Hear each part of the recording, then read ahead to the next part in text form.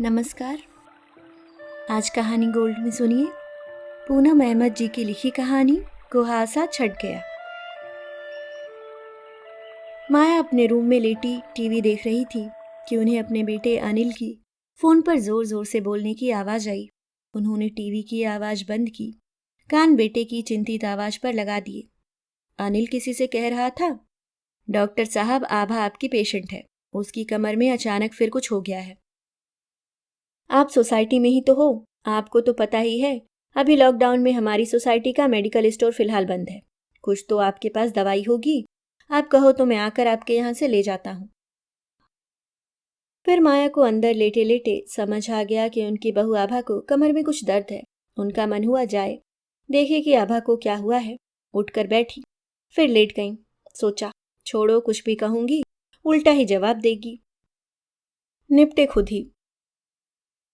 उन्होंने फिर टीवी देखना शुरू ही किया था कि बेटे के अंदर आते ही फिर टीवी बंद करके उसका मुंह देखने लगी। इतने में पीछे पीछे 5 साल की पोती टिनमिन भी आ गई। दादी, क्या देख रही हो? उनके कुछ बोलने से पहले ही बेटे ने परेशान होते हुए कहा।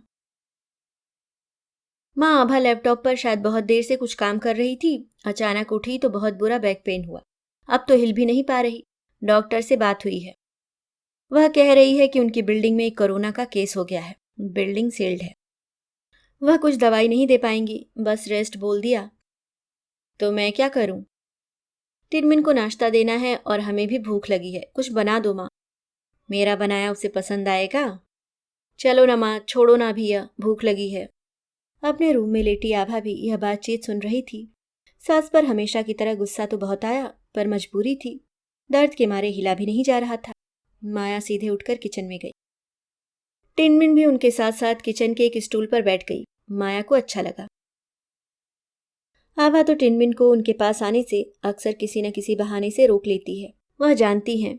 माया ने सबसे पहले पानी गर्म करके हॉट वाटर बैग में रखा। टिनमिन को ऊपर से पकड़ाकर कहा, बेटा जाओ अपनी माँ को देकर आओ, सिकाई करेगी तो आराम मिलेगा। अनिल ने देखा तो मुस्कुरा दिया। माया ने घूरा, हंसो मत, देख कर आओ कि सिकाई कर रही है या नहीं। अनिल फिर हंस दिया।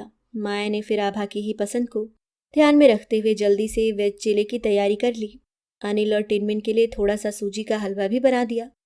अनिल भागता सा आया, माँ क्या बना लिया इतनी जल्दी, बहुत अच्छी खुशबू आ रही है। माया को बेटे पर खूब प्यार आया। सब नाश्ता प्लेट्स में लगा दिया। कहा, तुम लोग गर्म गर्म शुरू करो। फिर पास खड़ी टुकुर टुकुर देखती टिनमिन से कहा, रानी बेटी मम्मी पापा के लिए गर्म गर्म चीले ले भी जाएगी और खाती भी रहेगी। हाँ दादी, मैं आपकी हेल्प करूंगी। अनिल तो हलवा प्लेट में से चाट चाट कर खा गया। तकिए का टेक लगाए आभा ने कितने ही चीले खा लिए, उसे पता ही नहीं चला। पेट भर गया था पर नीयत भर ही नहीं रही थी। टिनमिन को किचन से भाग भाग कर चक्कर काटने में खूब मजा आ रहा था। आखिर में माँ की अदरक वाली चाय पीकर तो अनिल का चेहरा खिल उठा। आभा ने फिर एक पेन किलर लिया और लेट गई।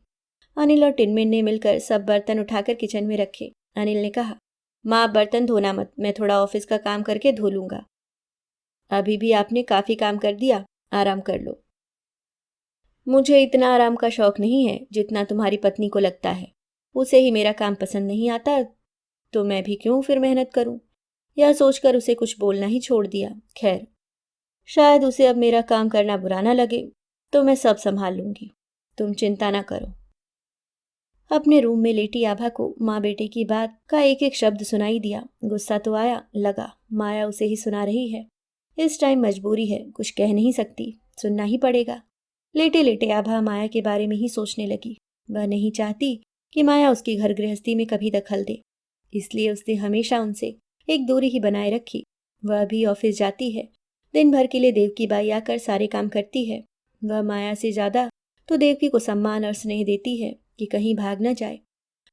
अब लॉकडाउन के टाइम देवकी को आए 1 महीना हो रहा है। मुंबई की हालत खराब है, पता नहीं कब तक देवकी आ पाएगी। उसकी हालत खराब हो रही है। घर के काम और ऑफिस के काम संभालने में ही आज कमर जवाब दे गई। कई सालों से वह माया के साथ जिस तरह का व्यवहार कर रही है, वह सास भूल थोड़े ही जाएगी। कम अड़ियल थोड़े ही है ना। एक बार कुछ बुरा लग जाता है तो पीछे हट जाती है। यह अच्छी बात है कि लड़ती झगड़ती नहीं, थोड़े ताने मार देती है। उसे याद आया एक बार ऐसे ही उसकी तबीयत खराब हुई तो माया जब उसके कमरे में आकर उसके हाल पूछने लगी तो उसने कितने रूखे तरीके से कहा था कि आप चिंता न करो, देव की है, आपसे ज़्यादा तो उसे मॉडर्न तरीके पता हैं। आपके घरेलू पुराने तरीके मेरे किसी काम के नहीं। उसे गुस्से में घूर कर गई थी माया। उसके बाद उससे उसकी तबीयत कभी नहीं पूछी थी और आज भी तो उसके पास एक बार भी नहीं आई है तो बहुत अड़ियल, खैर अभी तो मजबूरी है। अनिल लैपटॉप पर बैठ गया। टिनमिन कार्टून देखने लगी। माया धीरे धीरे बर्तन धोने लगी। कहीं आभा की आंख लग गई हो, शोर से खुल न जाए। काम करते करते माया सोच रही थी, उच्च शिक्षित आभा जब बहू बनकर आई तो उन्होंने कभी यह न सोचा था कि एक ही बहू और वह भी अपनी शिक्षा और नौकरी का घमंड करने वाली होगी। उनके पति तो कब का इस दुनिया से जा चुके थे। अनिल के साथ मुंबई के इस 3 बेडरूम में वह खुश थी, पर आभा उन्हें पता नहीं क्यों इतना दूर दूर रखती, एक दीवार से खड़ी रहती दोनों के बीच में। अनिल सैंडविच सा बना रहता। बेटे की लाइफ में कभी कोई प्रॉब्लम ना हो इसलिए वह कभी लड़ती झगड़ती नहीं। अनिल काम के बीच में एक ब्रेक लेकर उठा। हैरान हुआ, माँ इतना काम क्यों निपटा लिया, मैं हेल्प करता हूँ। देखो आभा को कुछ आराम है। आभा को दर्द तो था। अनिल ने फिर डॉक्टर से बात की। इस समय सिर्फ रेस्ट करना ही सलाह दी गई। माया ने सरसों का तेल गर्म होने रखा, उसमें अजवाइन और कुछ लहसुन की कलियां डाली, फिर छानकर अनिल को कटोरी देकर कहा, इस तेल से आभा की कमर में मालिश करते रहो, बहुत आराम मिलेगा। और आराम ही करे, काम सब हो जाएंगे। टिनमिन दादी के आगे पीछे घूमती खूब खुश थी। अब तक माया आभा के पास खुद नहीं गई थी, यही चलता आया था। दोनों शायद ही कभी मिलकर साथ बैठी थी। माया के मन में भी आभा के स्वभाव पर गुस्सा रहता था, पर अब उसकी चिंता भी थी। आभा को तेल मालिश से जादुई तरीके से आराम मिल रहा था। माया के कमरे में सुबह की धूप बहुत अच्छी आती थी। उन्होंने अनिल से कहा, मेरी तो सुनेगी नहीं वह, उसे कहो थोड़ा मेरे रूम में सुबह आकर बैठ जाए। मुझे तो एक बार बोल दिया था कि मैं विटामिन डी के कैप्सूल खा लेती हूँ। देख लो अभी दर्द में शायद तुम्हारी सुन ले। माया जो भी अनिल से कहती इतनी जोर से कहती कि आभा को सुनाई दे जाए। इस समय भी जब अनिल उसके पास गया वह आज हंस पड़ी। सुन लिया, हाँ हाँ सुन लिया, बैठ जाती हूँ धूप में और माँ को बोलो मुझे सब्जी दे दें, बैठे बैठे काट दूंगी। अकेले कितना काम करेंगी, खुद नहीं बोल सकती तुम? वे मुझसे कहाँ सीधे बात करेंगी, अभी तक एक बार भी मेरे पास नहीं आई। तुम ही तो कभी यह चाहती थी डियर कि वे तुम्हारे आसपास भी ना रहें। इतना सेल्फ रिस्पेक्ट तो हो सकता है ना उनमें। आभा चुप रह गई। अब सब काम माया ने अपने हाथ में ले लिया था। आभा बस थोड़ा भी उठ रही थी तो उसकी तकलीफ बढ़ रही थी। वह अपना थोड़ा बहुत ही काम कर पा रही थी। टेनमिन की तरफ से वह कभी इतनी बेफिक्र नहीं रही थी। देवकी का बनाया आधा खाना टिनमिन छोड़ देती थी, आधा फेंकना ही पड़ता था। कभी मिर्च तेज लगती, कभी टेस्ट समझ नहीं आता। शुरू शुरू में कितनी ही बार माया ने कहा था, आभा बच्चा मेड का बना क्यों खाए, मैं आराम से किचन का काम कर सकती हूँ। खाना तो अपने हाथ का ही होना चाहिए, जब तक कोई परेशानी या मजबूरी ना हो। मेरी थोड़ी सी भी हेल्प वह कर दे तो मैं बना लिया करूँगी, तुम आराम से ऑफिस देखो। वह तुनक कर बोली थी, डोंट वरी माँ, हम कुक अफोर्ड कर सकते हैं। उस दिन के बाद माया ने इस टॉपिक पर बात ही नहीं की थी। टिनमिन तो जैसे दादी के खाने की फैन हो गई थी। जो माया बनाती टिनमिन शौक से खाती। घर जैसे देवकी के बिना चल रहा था। आभा हैरान थी।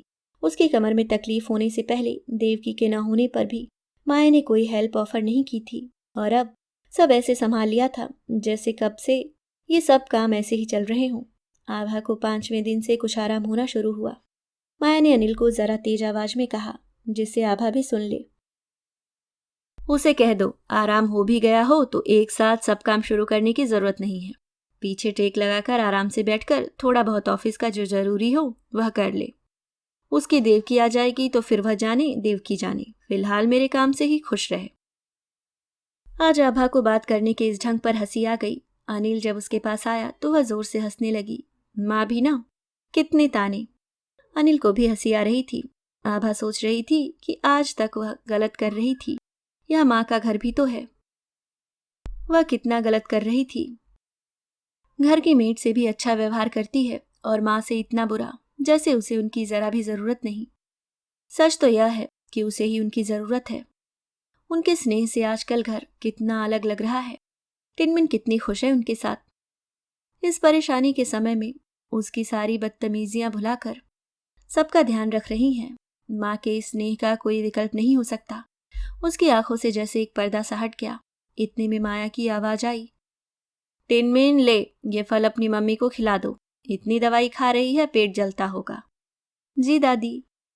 आज आभा को शरारत सूझी, वहीं से बोली, टिनमिन दादी को बोलो मैं फल तभी खाऊंगी जब वे मेरे पास आकर बैठेंगी। माया ने जवाब दिया, मुझे और भी काम है टिनमिन। आभा ने फिर कहा, मेरे पास बैठना सबसे जरूरी काम है, टिनमिन दादी को बता दो। टिनमिन को तो इस खेल में भी मजा आने लगा। वह जोर जोर से हंसी। अब दादी बोलेंगी, अब दादी का नंबर। उसके यह कहते ही सब हंस पड़े। अनिल ने माँ को प्यार से देखा। माया मुस्कुरा रही थी। आभा ही उठकर आ गई और चुपचाप माया से लिपट गई। माया ने भी उसे सहलासा दिया। टिनमिन ने कहा, दादी अब कौन बोलेगा? माया और आभा के मुंह से एक साथ निकला, दोनों।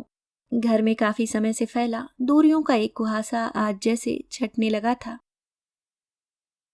अभी आप सुन रहे थे पूनम अहमद जी की लिखी कहानी कुहासा छट गया।